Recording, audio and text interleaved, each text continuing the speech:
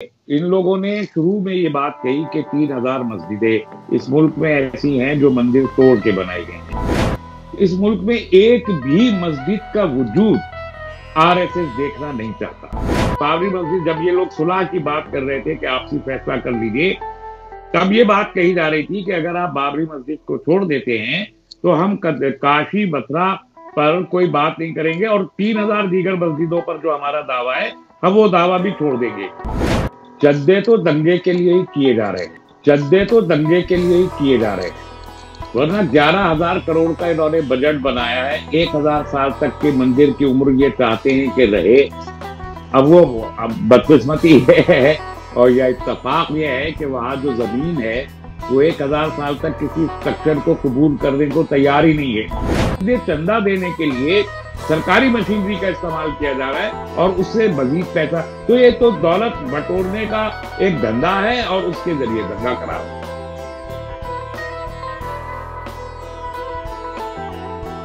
News से मैं हूं आपके साथ नदीम अकरम। बाबरी मस्जिद का किस्सा खत्म हो चुका है।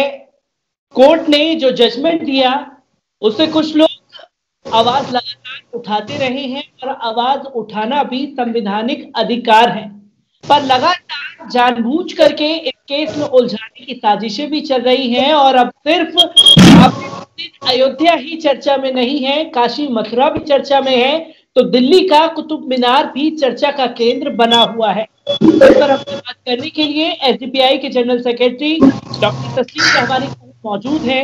मैं सिर्फ सबसे पहले जानना चाहूंगा कि 2 दिन पहले एक पिटीशन लेकर के कोर्ट में पहुंचती है, जो कोर्ट की तरफ से बाबरी मस्जिद दूसरी जगह बनाने के लिए जमीन दी गई है, उस पिटीशन को खारिज कर दिया जाता है, पर मथुरा की पिटीशन जो डाली जाती है उसे एक्सेप्ट कर लिया जाता है। कितनी बड़ी साजिश देखते हैं आप इस चीजों को लेकर के?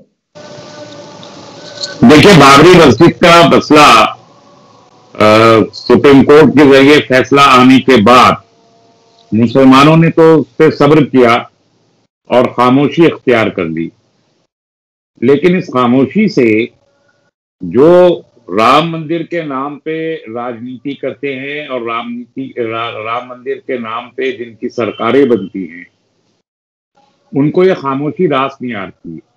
वो किसी ना किसी सूरत में चाहते हैं कि इस किस्म के इश्यूज हर वक्त जो है वो चर्चा में रहें। किसानों का मुद्दा चर्चा में ना आए, मजदूरों का ना आए, पानी के मसाइल ना हो, देश में पूरे के पूरा जो इंफ्रास्ट्रक्चर है वो उठा के 2 गुजराती बेच रहे हैं, 2 गुजराती खरीद रहे हैं, इस पर कोई बात ना हो इस मुल्क में, तो राम मंदिर के पर बात हो, काशी पे बात हो, मथुरा पे बात हो, इसी में लगे रहें। तो उस खामोशी की वजह से वो 2 बहनों को जो यहाँ दिल्ली में रहती हैं, कभी किसी जमाने में वो अयोध्या में रही होंगी, उनके बाप को 28 बीघे जमीन मिली थी वहां, और उसके बाद चकबंदी में वो जमीन उनकी बदल गई थी, तो अब उन्होंने पिटीशन डाल दी। उसको खारिज होना ही था, लेकिन पिटीशन सिर्फ इसलिए डाली कि एक खबर बने और वो खबर चले, इसके अलावा उसका कोई मकसद नहीं था। वो खारिज होनी थी, इसलिए वो हो गई। वो रिकॉर्ड पे है कि चकबंदी में वो जमीन उनकी बदल गई थी। दूसरी बात मथुरा के बारे में, देखिए, इन लोगों ने शुरू में ये बात कही कि 3000 मस्जिदें इस मुल्क में ऐसी हैं जो मंदिर तोड़ के बनाई गई हैं। ये 3000 तो एक नंबर है जो उन्होंने दिया है, शायद कोई फहरिस्त कहीं बनाई भी हो। इस मुल्क में एक भी मस्जिद का वजूद आरएसएस देखना नहीं चाहता, इसलिए 3000 का नाम लिया। अब आप ये गौर कीजिए, हमने पहले भी कहा था कि बाबरी मस्जिद, जब ये लोग सुलह की बात कर रहे थे कि आपसी फैसला कर लीजिए, तब ये बात कही जा रही थी कि अगर आप बाबरी मस्जिद को छोड़ देते हैं तो हम काशी मथुरा पर कोई बात नहीं करेंगे और 3000 दीगर मस्जिदों पर जो हमारा दावा है हम वो दावा भी छोड़ देंगे। तो ये एक किस्म की ब्लैकमेलिंग थी कि अगर आप राम मंदिर पर को अपनी मर्जी से नहीं छोड़ते तो फिर हम इन मस्जिदों पर भी दावा करेंगे और फिर ये इनको हम छीनेंगे, इनको भी डेमोलिश करेंगे। वो सब कुछ जो बाबरी मस्जिद के साथ हुआ वो इन तमाम मसाजिद के साथ भी करेंगे।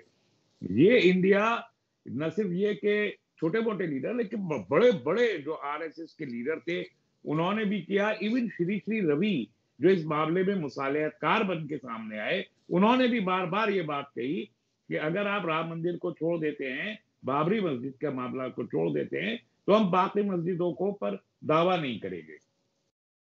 1991 का जो एक्ट है वो बहुत वाज़ेह है इस सिलसिले में कि 15 अगस्त 1947 को जो इबादत गाह, मंदिर, मस्जिद, गुरुद्वारा, जो भी इबादत गाह है, उसका जो स्टेटस 15 अगस्त 1947 को था वही स्टेटस बाकी रहेगा। उस पर कोई मुकदमा भी नहीं डाला जा सकता, उस पर कोई दावा भी नहीं किया जा सकता, एक्सक्लूडिंग बाबरी मस्जिद।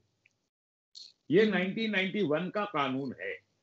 इसके बावजूद भी अभी मथुरा पर भी केस डाला गया है, काशी पर भी डाला गया है और एडमिट भी कर लिया गया। और जून के महीने में, जून 2020 में जो ये एक्ट 1991 का, इस एक्ट को भी सुप्रीम कोर्ट ऑफ इंडिया में चैलेंज किया जा चुका है कि ये एक्ट गलत है और इसमें इसको कुलअदम करार दिया जाए। ये भी सुप्रीम कोर्ट में एक मुकदमा पड़ा हुआ है ताकि रास्ता खुले कि जितनी और मस्जिदों पे दावा है उनको भी उनके नाम पर वो राजनीति की जाए, मुसलमानों को डराया जाए, उनको जलील किया जाए, मस्जिदें तोड़ी जाए। सोचने की बात यह है कि अगर इस मुल्क में मथुरा, काशी और अभी तो कुतुब मीनार पे भी एक पिटीशन डाली गई है साकेत कोर्ट में, जिसमें ये कहा गया कि प्राचीन जैन मंदिर है और इसका जो स्टेटस है वो चेंज करके और इस पर पूजा करने की इजाजत दी जाए। ये प्रेयर है कि पूजा करने की इजाजत दी जाए। तो अगर तमाम मस्जिदों को डेमोलिश करके इस मुल्क में पूजा की इजाजत दी जाए तो इस मुल्क का हाल क्या होगा, कैसा कोहराम इस मुल्क में होगा, इसको पर गौर करना चाहिए। इससे अंदाजा होता है कि तमाम लोग जो इबादत गाहों का स्टेटस बदलना चाहते हैं, ये लोग देशद्रोही हैं, ये देश में बदअमनी पैदा करना चाहते हैं, ये अनारकी पैदा करना चाहते हैं। इनका ना रामचंद्र जी से कोई लेना देना है, ना कृष्ण जी से कोई लेना देना है, बल्कि इसके नाम पे राजनीति करके सत्ता में बैठे रहना चाहते हैं। इसके अलावा कोई दूसरा मतलब नहीं है। जैसे कि सर आपकी बात देख करके समझ में आता है कि जैसा पहले कहा जा रहा था कि अगर आप बाबरी मस्जिद की जमीन छोड़ देते हैं तो हम फला मस्जिद पर बात नहीं करेंगे, पर अब देखा जाए ये जमीन छोड़ी गई है या हड़पी गई है? देखिए, सुप्रीम कोर्ट का जो फैसला है उस पर बार बार बात हो चुकी है। 1030 पेज का ये फैसला है। 1000 पेज में सुप्रीम कोर्ट ऑफ इंडिया ने ये कहा है कि वो वहां पर एक मस्जिद थी, वो अमलन मस्जिद थी, वहां नमाज होती थी, वहां पर कोई मूर्ति प्रकट नहीं हुई। वो क्रिमिनल एक्ट था, एक साजिश के तहत वहां किसी ने मूर्तियां रखी थी, वो भी मुजरिमाना अमल था। वहां पर राम मंदिर कोई था, वो रामचंद्र जी की जाय पैदाइश थी या नहीं थी, इसका कोई सबूत नहीं है। मस्जिद का डिमोलिशन एक मुजरिमाना अमल था, एक गुंडागर्दी का एक्ट था। ये सारी बातें 1000 पेज में कही हैं, लेकिन 30 पेज में ये कहा कि आस्था की बुनियाद पे, जो इलाहाबाद हाई कोर्ट ने कहा था, क्योंकि साक्ष्य नहीं है कि गवाहियां मौजूद नहीं है कि रामचंद्र जी का जाय पैदाइश कौन सा था, इसलिए मुमकिन है यही हो। इस मफरूजे की बुनियाद पर सुप्रीम कोर्ट ने मंदिर के हक में फैसला दे दिया, जबकि ये एक तरफ पूरा जजमेंट ये साबित करता है कि वो मस्जिद था, नमाज होती, सब कुछ वो साबित करके बाद में कह देता है कि वो शुबे की बुनियाद पर हम ये इनको दे रहे हैं। ये एक ऐसा जजमेंट है कि ये अगर सुप्रीम कोर्ट ना होता और इसके ऊपर कोई कोर्ट और बाकी होता तो यकीनी तौर पर इसका मजाक उड़ाया जाता इस फैसले का और उसे कलअदम करार दे दिया जाता। सर मैं लेकिन सुप्रीम कोर्ट आखिरी, जी जी जी आप कंटिन्यू करिए सर। सुप्रीम कोर्ट आखिरी कोर्ट है, इसलिए उसके ऊपर कहीं जा नहीं सकते। लेकिन दुनिया की किसी भी अदालत में अगर ये जजमेंट ले जाके रख दिया गया तो यकीनी तौर पर मुझे उम्मीद है कि कोई भी इंसाफ पसंद जज ये कहेगा कि ये फैसला गलत है।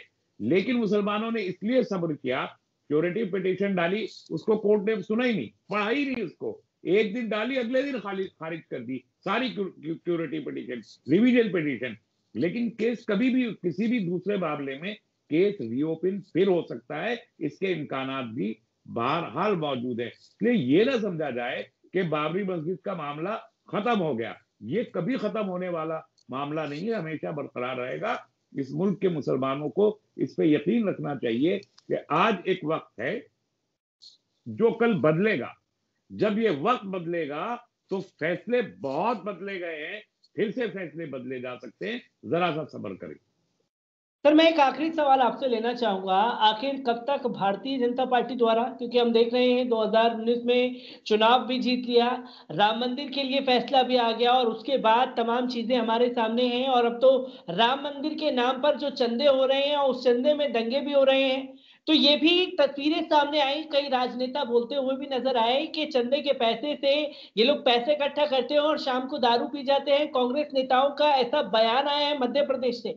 तो किस तरीके से देखते हैं जो चंदे के नाम पर देश में एक प्रोटेस्ट चल रहा है उसे बदलने की कोशिश की जा रही है? देखिए, चंदे तो दंगे के लिए ही किए जा रहे हैं, वरना 11,000 करोड़ का इन्होंने बजट बनाया है। 1,000 साल तक के मंदिर की उम्र ये चाहते हैं कि रहे। अब बदकिस्मती है और यह इत्तेफाक ये है कि वहां जो जमीन है वो 1,000 साल तक किसी स्ट्रक्चर को कबूल करने को तैयार ही नहीं है। रेतीली जमीन है, नीचे पानी है, सरजूक बह रही है नीचे, ये सब आ गया। तो अब ये सबके सामने ना आए तो उसको ढक दिया है, चारों तरफ से कवर करके बनाया जा रहा है और दुनिया भर की टेक्नोलॉजी लाई जा रही है कि उसकी एज बढ़े। लेकिन जैसे 70 टन का वजन उस सतून पे डाला गया, वो सतून ढह गया। तो ये 1,000 साल के मंदिर का ख्वाब जो बना रहे हैं उसको 11,000 करोड़ रुपए एनआरआईज का पहले से आ चुका है। विश्व हिंदू परिषद के ऊपर इल्जामात हैं बहुत पहले से कि उन्होंने मंदिर के नाम पे किया गया चंदा हड़प कर लिया है। उनको चंदे की जरूरत नहीं है, लेकिन चंदे के नाम पर जो लफ्ज आपने इस्तेमाल किया, चंदे के नाम पे दंगे करने हैं, गली गली जा रहे हैं। और दूसरी बात यह कि उसी चंदे के नाम पर हिंदू सेंटीमेंट्स, हिंदुत्व के सेंटीमेंट्स को जिंदा रखना है ताकि इलेक्शन के वक्त में उसे वोट में कन्वर्ट किया जा सके। ये रामचंद्र जी का इस्तेमाल सिर्फ अपनी सत्ता हासिल करने के लिए किया जा रहा है। सत्ता मकसद है, श्रद्धा का कोई ताल्लुक नहीं है। तो ये सत्ता को श्रद्धा से जोड़, श्रद्धा को खड़ा करके सत्ता हासिल करने की एक कोशिश के सिवा कुछ नहीं है। और अब तो बहुत सारे गैर मुस्लिम हमारे ब्रादरान ने आरएसएस वालों को अपने मोहल्लों से बाहर निकाला है, अभी दिल्ली में बाहर निकाला है कि आपका राइट क्या है। और ये जो बात बार बार हुई है कि विश्व हिंदू परिषद राम मंदिर का पैसा खा गई, तो कोई कॉन्फिडेंस तो लोगों में है नहीं, इसलिए चंदा देने के लिए सरकारी मशीनरी का इस्तेमाल किया जा रहा है और उससे मजीद पैसा। तो ये तो दौलत बटोरने का एक धंधा है और उसके जरिए दंगा करा रहे हैं।